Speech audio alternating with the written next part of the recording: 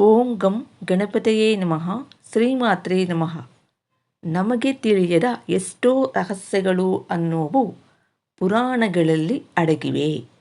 ಅಂತಹ ರಹಸ್ಯಗಳಲ್ಲಿ ಲಕ್ಷ್ಮೀದೇವಿ ಹಾಗೂ ಸರಸ್ವತಿ ದೇವಿಯ ಮಧ್ಯೆ ಒಮ್ಮೆ ಜಗಳ ಅನ್ನೋದು ಶುರುವಾಯಿತು. ಈ ಜಗಳಕ್ಕೆ ಸಂಬಂಧಿಸಿದ ಕಥೆಯನ್ನು ನಾವು ಮಾರ್ಕಂಡೇಯ ಪುರಾಣದಲ್ಲಿ ಕಾಣಬಹುದಾಗಿದೆ. ಅಂತಹ ಮಹತ್ವಪೂರ್ಣವಾದ ಈ ಕಥೆಯನ್ನು ಈ ದಿನ ನಾವು ಈ ವಿಡಿಯೋ ಮೂಲಕ ತಿಳಿಯೋಣ. ಈ ಕಥೆಯ ಪ್ರಕಾರ ನಾವು ನೋಡುವುದಾದರೆ, ಒಮ್ಮೆ ಸರಸ್ವತಿ ದೇವಿಯು ಕೈಯಲ್ಲಿ ವೀಣೆಯನ್ನು ನುಡಿಸುತ್ತಾ ಆನಂದದಿಂದ ಮೈಮರೆತು ಬ್ರಹ್ಮಲೋಕದಲ್ಲಿ ಕುಳಿತಿದ್ದಳು. ಅದೇ ಸಮಯಕ್ಕೆ ಸರಿಯಾಗಿ ಲಕ್ಷ್ಮೀದೇವಿಯು ಬ್ರಹ್ಮಲೋಕಕ್ಕೆ ಬಂದಳು. ಇಬ್ಬರೂ ಕೂಡ ಪರಸ್ಪರ ನಮಸ್ಕರಿಸಿ ಲಕ್ಷ್ಮಿಯೂ ಸಹ ಒಂದು ಆಸನದಲ್ಲಿ ಕುಳಿತಳು. ಆವಾಗ ಸರಸ್ವತೀ ದೇವಿಯು ಸಂತೋಷದಿಂದ ಲಕ್ಷ್ಮೀದೇವಿಯನ್ನು ಕುರಿತು, ದೇವಿ ಲಕ್ಷ್ಮಿ, ನೀವು ಬಂದು ಬ್ರಹ್ಮಲೋಕಕ್ಕೆ ಮಂಗಳಮಯವಾದ ಆನಂದವನ್ನು ತಂದಿರಿ ಎಂದು ಹೇಳಿದಳು. ಆವಾಗ ಲಕ್ಷ್ಮೀದೇವಿಯು ಸರಸ್ವತೀ ದೇವಿಯನ್ನು ಕುರಿತು, ಇಲ್ಲ ಇಲ್ಲ, ಅಷ್ಟು ಸಮಯ ನನಗಿಲ್ಲ.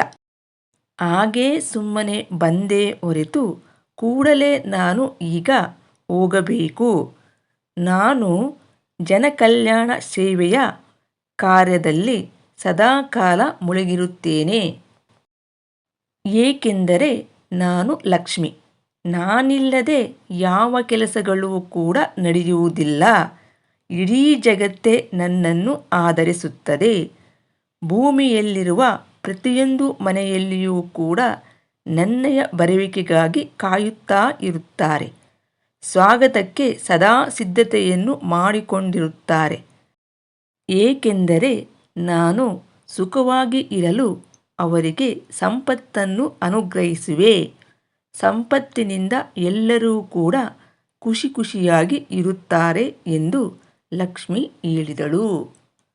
ಆವಾಗ ಸರಸ್ವತೀ ದೇವಿಯು ಲಕ್ಷ್ಮೀದೇವಿಯನ್ನು ಕುರಿತು, ಲಕ್ಷ್ಮಿ, ನೀನು ಹೇಳಿದ್ದು ಸರಿ. ಆದರೆ ಕೇವಲ ಸಂಪತ್ತು ಇದ್ದರೆ ಮನುಷ್ಯನ ಬುದ್ಧಿ ಅನ್ನೋದು ಸ್ಥಿಮಿತದಲ್ಲಿ ಇರುವುದಿಲ್ಲ.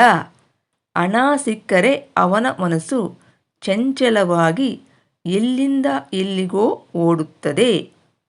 ಈ ಸಂಪತ್ತು ಅನ್ನೋದು ಸಿಕ್ಕ ಮೇಲೆ ಅಧಿಕಾರದ ಮೇಲೆ ಆಸೆ ಅನ್ನೋದು ಬರುತ್ತದೆ. ಅದೂ ಸಿಕ್ಕ ಮೇಲೆ ಮನುಷ್ಯನಿಗೆ ಅಹಂಕಾರ ಅನ್ನೋದು ಬರುತ್ತದೆ. ಆದ್ದರಿಂದ ಸಂಪತ್ತಿಗಿಂತ ಮನುಷ್ಯನಿಗೆ ಜ್ಞಾನ ಅನ್ನೋದು ಬಹಳ ಅಗತ್ಯವಾಗಿದೆ. ಜ್ಞಾನವಿದ್ದ ಮನುಷ್ಯನು ಏನನ್ನೂ ಅಪೇಕ್ಷೆ ಪಡುವುದಿಲ್ಲ. ಜ್ಞಾನ ಪಡೆಯಲು ಮಂದಿರಕ್ಕೆ ಬಂದು ಪ್ರಾರ್ಥಿಸುತ್ತಾರೆ. ಈ ಜ್ಞಾನವನ್ನು ಸಂಪತ್ತಿನಿಂದ ಕೊಳ್ಳಲು ಬರುವುದಿಲ್ಲ. ಜ್ಞಾನವಿಲ್ಲದೆ ಮನುಷ್ಯನಿಗೆ ಎಳ್ಳು ಕಾಳಷ್ಟು ಕೂಡ ಬೆಲೆ ಅನ್ನೋದು ಇಲ್ಲ. ಸಂಪತ್ತಿನಿಂದ ಕೇವಲ ಸುಖ ಅನ್ನೋದು ಮಾತ್ರ ಸಿಗುತ್ತದೆ. ಆದರೆ ಜ್ಞಾನ ಮತ್ತು ಬುದ್ಧಿಯಿಂದ ಪ್ರತಿಯೊಬ್ಬ ವ್ಯಕ್ತಿಗೂ ಕೂಡ ಸಮಾಜದಲ್ಲಿ ಗೌರವ ಅನ್ನೋದು ದೊರೆಯುತ್ತದೆ. ಆಸ್ತಿ ಅಂತಸ್ತಿಗಿಂತ ಜ್ಞಾನಕ್ಕೆ ಜನರು ತಲೆಬಾಗುತ್ತಾರೆ ಅಂತ ಸರಸ್ವತೀ ದೇವಿಯು ಹೇಳಿದಳು. ಆಗ ಲಕ್ಷ್ಮಿಯು, ಸಂಪತ್ತಿಗಿರುವ ಬೆಲೆ ಯಾವ ವಿದ್ಯೆಗೂ ಕೂಡ ಇಲ್ಲ. ಬಡತನವು ಮನುಷ್ಯನಿಗೆ ಒಂದು ಶಾಪ. ವಿದ್ಯೆ ಇಲ್ಲದಿದ್ದರೂ ಕೂಡ ನಡೆಯುತ್ತದೆ. ಆದರೆ ಧನವಿಲ್ಲದೆ ಯಾರಿಗೂ ಕೂಡ ನೆಮ್ಮದಿಯಿಂದ ಇರಲು ಸಾಧ್ಯವಿಲ್ಲ ಎಂದು ಲಕ್ಷ್ಮೀದೇವಿ ಹೇಳಿದಳು. ಆವಾಗ ಸರಸ್ವತೀ ದೇವಿಯು ಲಕ್ಷ್ಮೀದೇವಿಯನ್ನು ಕುರಿತು, ದೇವಿ, ನಿನ್ನಯ ಸಂಪತ್ತು ಅನ್ನೋದು ಕೇವಲ ಮನೆಯಲ್ಲಿ ತುಂಬಿಸಿರಲು ಮಾತ್ರ ಸಾಧ್ಯ. ಆದರೆ ನಾನು ನೀಡುವಂತಹ ಜ್ಞಾನ, ವಿದ್ಯೆ, ಕಲೆ ಇವುಗಳು ಇದ್ದರೆ ಜಗತ್ತಿನಲ್ಲಿ ಎಲ್ಲದಕ್ಕೂ ಕೂಡ ಉಪಯೋಗಕ್ಕೆ ಬರುತ್ತದೆ. ಋಷಿ ಮುನಿಗಳಿಂದ ಹಿಡಿದು ದೇವಾನುದೇವತೆಗಳು ಕೂಡ ಜ್ಞಾನ ಸಂಪಾದನೆಗಾಗಿ ತಪಸ್ಸು, ವ್ರತ ನಿಯಮಗಳನ್ನು ಮಾಡುತ್ತಾರೆ. ಸಂಪತ್ತನ್ನು ಯಾರಾದರೂ ಸರಿ ಯಾವಾಗ ಬೇಕಾದರೂ ಕೂಡ ದೋಚಬಹುದು, ಆದರೆ ವಿದ್ಯೆಯನ್ನು ಕದಿಯಲು ಸಾಧ್ಯವಿಲ್ಲ. ಕೇವಲ ಐಶ್ವರ್ಯ ಇದ್ದರೆ ನೆಮ್ಮದಿ ಇರುವುದಿಲ್ಲ. ಜ್ಞಾನವಿದ್ದಲ್ಲಿ ಶಾಂತಿ, ವಿವೇಕ ಅನ್ನೋದು ಇರುತ್ತದೆ. ರಾಜ ಮಹಾರಾಜರಿಗೆ ಸಂಪತ್ತಿದ್ದರೆ ಸಾಲೋದಿಲ್ಲ. ಜ್ಞಾನವಿಲ್ಲದ ರಾಜನಿಂದ ಯಾವ ದೇಶವೂ ಕೂಡ ಉದ್ಧಾರವಾಗಿಲ್ಲ. ರಾಜಮುಕುಟ ಲಕ್ಷಣವೇ ಶ್ರೇಷ್ಠತೆ ಮತ್ತು ಜ್ಞಾನದ ಪ್ರತೀಕ. ರಾಜತಿಲಕವು ಬಲ, ಶಕ್ತಿ, ಜ್ಞಾನ ಮತ್ತು ತೇಜಸ್ಸಿನ ಭಂಡಾರ. ರಾಜನ ಜೊತೆ ಯಾವಾಗಲೂ ಕೂಡ ಒಬ್ಬ ಬುದ್ಧಿವಂತ ಮಂತ್ರಿಗಳೇ ಇರಬೇಕು. ರಕ್ಷಣೆಗೆ, ಧೈರ್ಯಕ್ಕೆ, ವ್ಯವಸ್ಥೆಗಳಿಗೆ ಜ್ಞಾನವೇ ಅಗತ್ಯ. ಜ್ಞಾನದ ಸರ್ವಾಭರಣ, ಸರ್ವಭೂಷಣ. ಜ್ಞಾನವಿಲ್ಲದಿದ್ದರೆ ನಿನ್ನಯ ಸಂಪತ್ತು ಅರ್ಥವನ್ನೇ ಕಳೆದುಕೊಳ್ಳುತ್ತದೆ. ಸಂಗೀತ, ಸಾಹಿತ್ಯ, ಕಲೆ, ವಾಕ್ಚಾತುರ್ಯ, ನೃತ್ಯ, ಅಭಿನಯ ಇದೆಲ್ಲವೂ ಕೂಡ ಜ್ಞಾನದ ಮಹತ್ವವನ್ನು ತಿಳಿಸುತ್ತವೆ. ಜ್ಞಾನಕ್ಕಾಗಿ ಪರಿತಪಿಸುವಂತಹ ಜನರನ್ನು ನಾವು ಎಲ್ಲೆಡೆಯೂ ಕೂಡ ಕಾಣುತ್ತೇವೆ. ವಿದ್ಯೆ, ಬುದ್ಧಿ, ಜ್ಞಾನ ಇವು ಇದ್ದ ಕುಟುಂಬಗಳು ಸಂತೋಷವಾಗಿ ಇರುತ್ತವೆ ಅಂತ ಸರಸ್ವತೀದೇವಿ ಹೇಳಿದಳು. ಆವಾಗ ಲಕ್ಷ್ಮೀದೇವಿಯು ಸರಸ್ವತೀ ದೇವಿಯನ್ನು ಕುರಿತು, ಮಾತೆ ಸರಸ್ವತಿ, ನಿನ್ನ ಮೋಡಿ ಮಾಡುವ ಮಾತುಗಳಿಗೆ ನಾನು ಮರುಳಾಗುವುದಿಲ್ಲ. ಧನಸಂಪತ್ತು ಇದ್ದಲ್ಲಿ ನೃತ್ಯ, ಹಾಸ್ಯ, ವೈಭೋಗ, ಆಭರಣ, ಅಲಂಕಾರ, ನಗು, ನೆಮ್ಮದಿ, ಹೆಮ್ಮೆ, ಒಳ್ಳೆಯ ಭೋಜನ ಎಲ್ಲ ತುಂಬಿರುತ್ತದೆ. ಸಂಪತ್ತಿಲ್ಲದ ಬರೀ ಜ್ಞಾನವಿದ್ದ ಕಡೆ ಯಾವಾಗಲೂ ಕೂಡ ನರಳಾಟ, ಅಳು, ಒದ್ದಾಟ, ಹಸಿವು, ಬಡಿದಾಟ, ಅವಮಾನಗಳೇ ತುಂಬಿರುತ್ತದೆ. ಆದ್ದರಿಂದ ನಾನೇ ಎಲ್ಲರಿಗಿಂತ ಶ್ರೇಷ್ಠಳೆಂದು ಲಕ್ಷ್ಮೀದೇವಿಯು ವಾದಿಸಿದಳು. ಇವರಿಬ್ಬರಲ್ಲಿಯೂ ಕೂಡ ವಾದ ಅನ್ನೋದು ಶುರುವಾಯಿತು.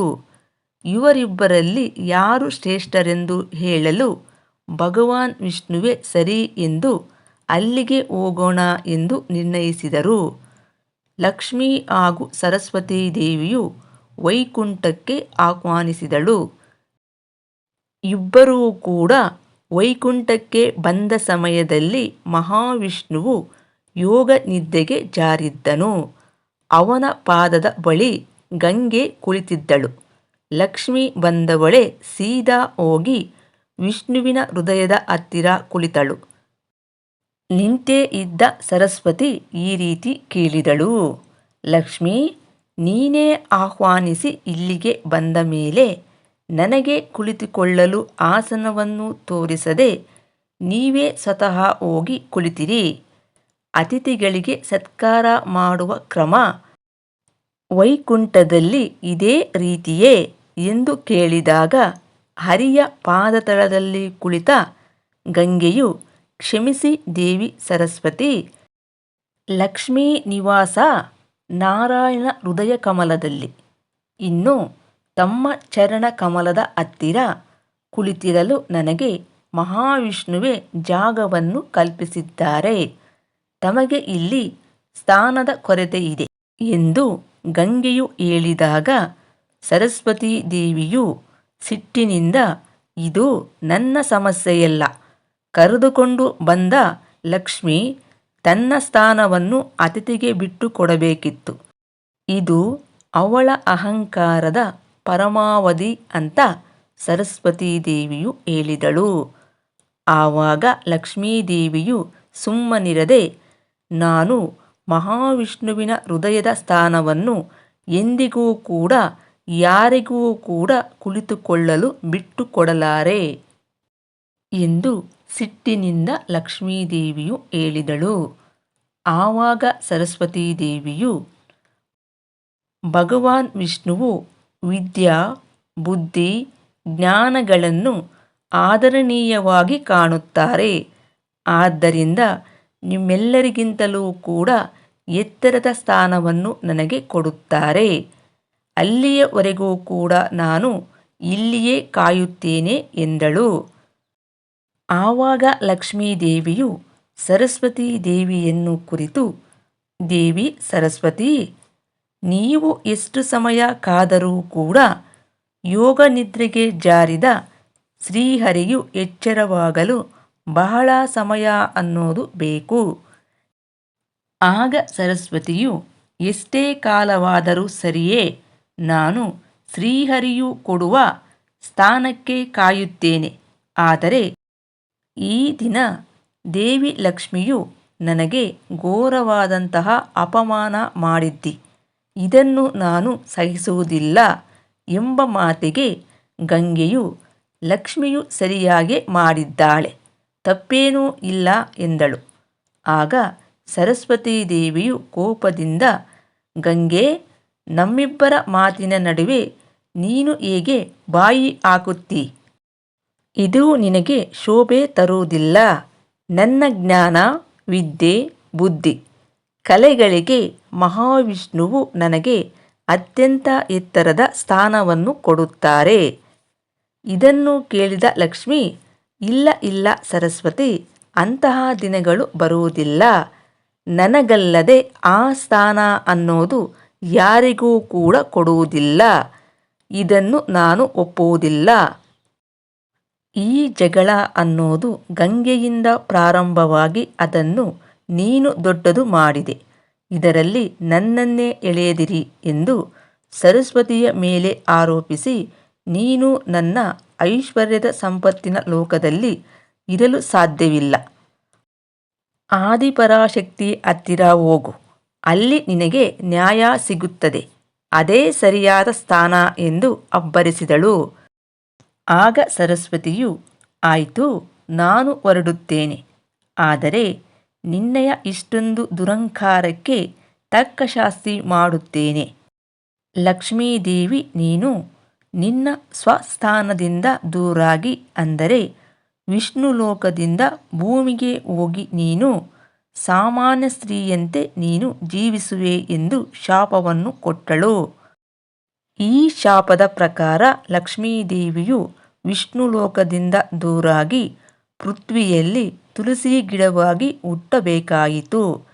ಇದನ್ನು ಕೇಳಿದ ಗಂಗೆಗೆ ಸಿಟ್ಟು ಬಂದು, ಸರಸ್ವತಿ, ನೀನೂ ಸಹ ಭೂಮಿಯಲ್ಲಿ ನದಿಯಾಗಿ ಜನ್ಮ ತಾಳಿ ಪ್ರವಾಹದಂತೆ ಹರಿಯುತ್ತಿರು ಎಂದು ಶಾಪ ಕೊಟ್ಟಳು. ಇದಕ್ಕೆ ಪ್ರತಿಯಾಗಿ ಸರಸ್ವತೀ ದೇವಿಯು, ಗಂಗೆ, ನಿನಗೆ ಸಂಬಂಧವಿಲ್ಲದಿದ್ದರೂ ಕೂಡ ಆಗಿನಿಂದ ಮೂಗು ತೂರಿಸಿಕೊಂಡು ಬರುತ್ತಿದ್ದಿ. ಆದ್ದರಿಂದ ನೀನು ಸಹ ಭೂಮಿಯಲ್ಲಿ ಗಂಗಾ ನದಿಯಾಗಿ ಜನಿಸಿ ಜನಗಳು ಮಾಡಿದ ಪಾಪಗಳನ್ನು ತೊಳೆಯುವಂತಳಾಗು ಎಂದು ಗಂಗೆಗೆ ಶಾಪ ಕೊಟ್ಟಳು. ಈ ಇಬ್ಬರು ಶಕ್ತಿದೇವತೆಗಳ ಜಗಳವನ್ನು ಕುರಿತು ಕಾಳಿ ಮಾತೆ ಪಾರ್ವತೀ ದೇವಿಯನ್ನು, ಹೀಗೇಕೆ ಶಕ್ತಿದೇವತೆಯರು ಜಗಳವಾಡಿದರು ಎಂದು ಕೇಳಿದಾಗ, ಎರಡೂ ಶಕ್ತಿದೇವತೆಗಳ ನಡುವೆ ಈ ಥರದ ಜಗಳ ಅನ್ನೋದು ಒಂದು ಒಳ್ಳೆಯ ಉದ್ದೇಶಕ್ಕಾಗೇ ಆಗಲೇಬೇಕಿತ್ತು. ಆ ಸಮಯ ಈಗ ಬಂದಿತ್ತು. ಇದು ಐಶ್ವರ್ಯದ ಮದ, ಜ್ಞಾನದ ಅಹಂಕಾರದ ನಡುವೆ ನಡೆದ ವಾಗ್ವಾದ. ಈ ಮೂರೂ ಜನ ದೇವಿಯರು ಪರಸ್ಪರರು ಶಾಪ ಕೊಡಲು ಕಾರಣವೇನು ಎಂದಾಗ, ಇವರೆಲ್ಲರೂ ಕೂಡ ಜನಕಲ್ಯಾಣಕ್ಕೋಸ್ಕರವೇ ಆಗಿದೆ. ಶ್ರೀ ಲಕ್ಷ್ಮೀದೇವಿಯು ರಾಜ ಧರ್ಮಧ್ವಜನ ಮಗಳಾಗಿ ತುಳಸಿ ರೂಪದಲ್ಲಿ ಜನ್ಮ ತಾಳಿದರೆ, ದೇವಿ ಸರಸ್ವತಿಯು ಜನಗಳಿಗೆ ಕಲ್ಯಾಣಕ್ಕಾಗಿ ನದಿಯಾಗಿ ಹುಟ್ಟಿ ಹರಿಯುತ್ತಾಳೆ. ಇನ್ನು ದೇವಿ ಗಂಗಾ ಭೂಲೋಕವನ್ನೆಲ್ಲವೂ ಕೂಡ ಪವಿತ್ರಗೊಳಿಸಲು ರಾಜ ಮಹಾನ್ ತಪಸ್ವಿ ಭಗೀರಥನ ಹಿಂದೆ ಭೂಮಿಗೆ ಬಂದು ಜನರ ಪಾಪಗಳನ್ನು ತೊಳೆಯುತ್ತಾಳೆ. ಕಾಳಿಕಾಂಬೆಯು ದೇವಿ ಪಾರ್ವತಿಯ ಯೋಜನೆ ತಿಳಿದು ಹರ್ಷಗೊಂಡಳು. ವೈಕುಂಠದಲ್ಲಿ ಲಕ್ಷ್ಮಿಯು ಚಿಂತಿಸುತ್ತಾ ನಾರಾಯಣನಿಗೆ, ಸ್ವಾಮಿ, ಸರಸ್ವತಿ ನನಗೆ ಪೃಥ್ವಿಯಲ್ಲಿ ಸಾಧಾರಣ ಮಾನವರಂತೆ ಜನಿಸಲು ಶಾಪ ಕೊಟ್ಟಿದ್ದಾಳೆ ಅಂತ ಹೇಳಿದಾಗ ಮಹಾವಿಷ್ಣುವು, ದೇವಿ, ಚಿಂತಿಸಬೇಡ, ಇದು ಶಾಪದ ಕಾರಣವಲ್ಲ, ವಿಧಿಯ ವಿಧಾನವೇ ಹೀಗಿದೆ. ಇದು ನನಗೆ ಮುಂಚಿತವಾಗಿಯೇ ಗೊತ್ತಿತ್ತು. ಭೂಮಿಯಲ್ಲಿ ಧರ್ಮಧ್ವಜನೆಂಬ ರಾಜನು ಸಂತಾನಕ್ಕಾಗಿ ಚಳಿ, ಮಳೆ, ಗಾಳಿ, ಬಿಸಿಲು ಎನ್ನದೆ ಕ್ರೂರ ಮೃಗಗಳ ಕಾಡಿನ ನಡುವೆ ಕುಳಿತು ಘೋರ ತಪಸ್ಸು ಮಾಡುತ್ತಿದ್ದಾನೆ. ಅವನ ಮೈಯೆಲ್ಲ ಕೂಡ ಮಣ್ಣಿನ ಹುತ್ತಗಳಾಗಿ ಕ್ರಿಮಿಕೀಟಗಳು ಅನ್ನುವು ವಾಸಿಸುತ್ತಿವೆ. ನೀನು ಅವನ ಸಂತಾನವಾಗಿ ಹುಟ್ಟಬೇಕೆಂಬುದು ಮಹಾನ್ ತಪಸ್ವಿ ಧರ್ಮಧ್ವಜನು ಕಠಿಣ ತಪಸ್ಸು ಮಾಡುತ್ತಿದ್ದಾನೆ. ಭೂಮಿಯಲ್ಲಿ ಅವನ ಸಂತಾನವಾಗಿ ಲೋಕ ಕಲ್ಯಾಣವನ್ನು ಮಾಡಿ ಸ್ವಲ್ಪ ದಿನಗಳು ಜನರಿಗೆ ಕಲ್ಯಾಣ ಮಾಡಿ ನಂತರ ವೈಕುಂಠಕ್ಕೆ ಬಂದು ನೆಲೆಸುತ್ತೀಯಾ ಎಂದು ನುಡಿದರು. ಸಾಮಾನ್ಯವಾಗಿ ಭೂಭಾರವನ್ನು ಕಡಿಮೆ ಮಾಡಲು ಹಾಗೂ ಭೂಮಿಯಲ್ಲಿನ ಅಧರ್ಮವನ್ನು ನಾಶ ಮಾಡಲು ಮಹಾವಿಷ್ಣುವಿನ ಅಂಶವಾದ ರಾಮಕೃಷ್ಣರು ಕೂಡ ಮಾನವ ಅವತಾರವೆತ್ತಿದಂತೆ ಈ ಶಕ್ತಿದೇವತೆಯರು ಕೂಡ ಶ್ರೇಷ್ಠತೆಯ ಜಗಳ ಲೋಕ ಕಲ್ಯಾಣಕ್ಕಾಗಿಯೇ ಕಾರ್ಯಕಾರಣ ನಿಮಿತ್ತವಾಗಿ ನಡೆದದ್ದು. ದೇವಿಯರ ಅಂಶಗಳು ಅನ್ನುವು ಮಾನವ ಸಂಕುಲದ ಉದ್ಧಾರಕ್ಕಾಗಿ ಈ ಭೂಮಿಯಲ್ಲಿ ಜನ್ಮ ತಾಳುವಂತಾಯಿತು.